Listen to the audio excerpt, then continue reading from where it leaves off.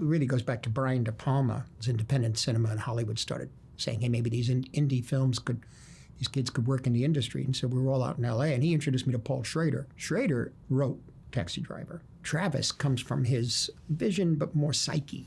I connected with it through Dostoevsky's Notes from Underground. It was like enlightening, you know? And so for me, when I read the script, Brian gave it to me. He said, I don't want to do it. I can't do it, but maybe you should do it. But I didn't have enough cachet, as they say, at that time to make the picture. But then they saw the rough cut of Mean Streets, and they changed their mind, especially when they saw De Niro in it. And so they said, for the two of you, we could probably get this film made. Why won't you talk to me? Why don't you answer my calls when I call? You think I don't know you're here? We kept thinking in terms of the character and his loneliness and his acting out. Not condoning the acting out, but he does act out. And yet an empathy with him, which is really tricky. We wanted to make it so badly nobody would make it that we were thinking of going to different cities to make it, San Francisco, Los Angeles, but the taxi driving wasn't the same. And we said, no, it has to be Manhattan. Ultimately, what stayed with us was the psychological and emotional state of that character. As we know now, tragically, it's a norm. Every other person is like Travis Bickle now. For me, the visualization of the movie was to always try to keep you off balance, keep the audience off balance. I felt that when he made that phone call, it was so painful, we shouldn't witness it. So the camera should track away, but not pan away. It should move completely to a hallway. And in the hallway, you think somebody's coming, but nobody's going to come. Nothing's going to happen. We're all alone. But we don't want to experience the depth of his pain at that point. And at the same time, there's a sense of anxiety on the viewer. What's going to happen in the hallway? Well, apparently nothing. That was the first shot I came up by. So that's the style. There's another thing, too, where the taxi pulls up in the beginning of the film into the taxi garage. Taxi is coming in, we're panning with it as it comes in. And normally it goes this way and the camera would pan with it and it stops. Well, as it came in, I went the other way. And as we rested, the car came in and stopped. Wait, I'm supposed to be looking at the car. No, we're going to go another way. And so every shot, as much as possible, was designed to be slightly disconcerting, but ultimately satisfying. That was the philosophy of the shooting. Gangs of New York. Well, Gangs of New York comes out of those cobblestone streets around that church on Mott Street and Mulberry Street, and also coming off the other element that I grew up with really was the Bowery. At that time, the Bowery was what you call now homeless. At that time, really basically alcoholics, guys dying in the streets, basically. Very, very difficult place to grow up around and in. And so, but there was something about that Bowery and something about the neighborhood and the way the buildings were created and the cellars, there's so many cellars.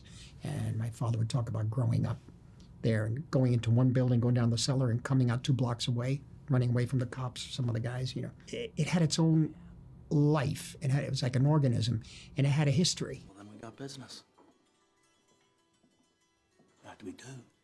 With Leo DiCaprio was interesting because De Niro, we were acquainted with each other when we were 16 years old. So because of my relationship with him going back to when we were 16, he experienced what I experienced growing up. So he's the only one I know who's around that and who was working in that capacity that knows who I am, where I came from, and the world we were in. He then called me and said at one point, he just made a film called This Boy's Life, and he was working with this kid that he cast, named Leo DiCaprio. He said, he's very good, you got to work with him someday. And Bob never really used to tell me that, work with somebody, we'd go from picture to picture if we worked together. And DiCaprio liked our pictures, came together, and they said, you've always wanted to do Gangs in New York.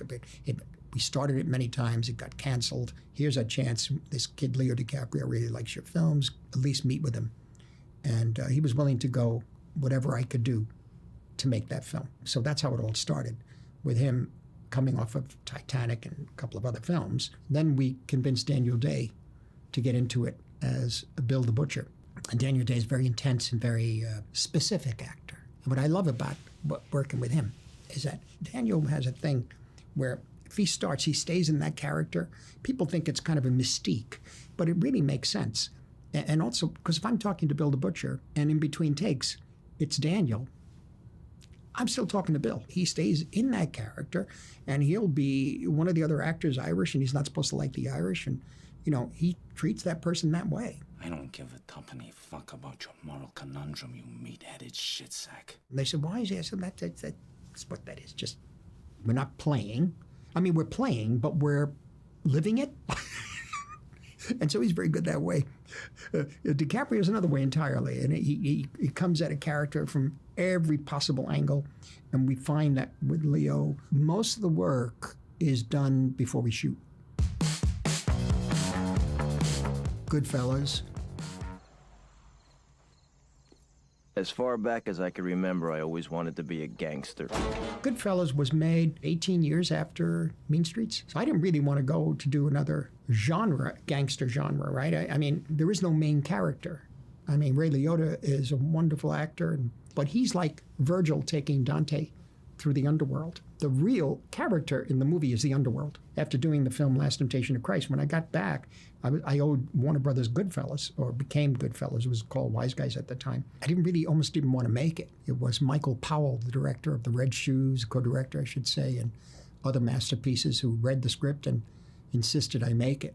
Every shot may feel like a documentary, but the camera moves, everything you see, it's all there in the script. We had to stage bits of action. Joe Reedy did, and Michael Ballhaus, my cameraman. They worked out all the background action for the long Copacabana shot. All I said was, we start out in the front, he gives the guy the money. Next thing you know, we go through the thing, we go through here, we go through here, we go through here, we wind up on the famous comic Henny Youngman.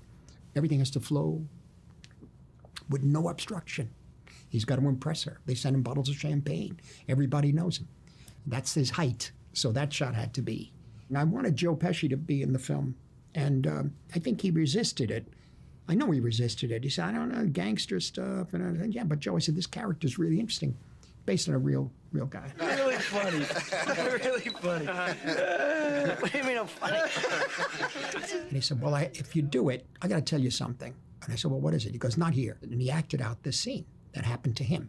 I knew exactly where to put it. Went through the scene over and over again, recorded it all, each take, and then I created it from the actors' improvisations and try to make sure that it accelerated the right way, because the slightest change, of like, why am I funny? What do you mean I'm funny? I'm not funny. Otherwise, it would be just repetitious. Funny like I'm a clown, I amuse you. I make you laugh. I'm here to fucking amuse you. What do you mean funny? Funny how? How am I funny? And I decided we'd just do it with two cameras. We squeeze it in on a day that wasn't scheduled. The two cameras would be medium wide shots, because it was important to see, there are no close-ups. It was important to see Joe's character and Ray's character in relation to the people around them. And while the intensity builds, you see the body language of everybody around them change. And it just happens. And I said, well, that's even better.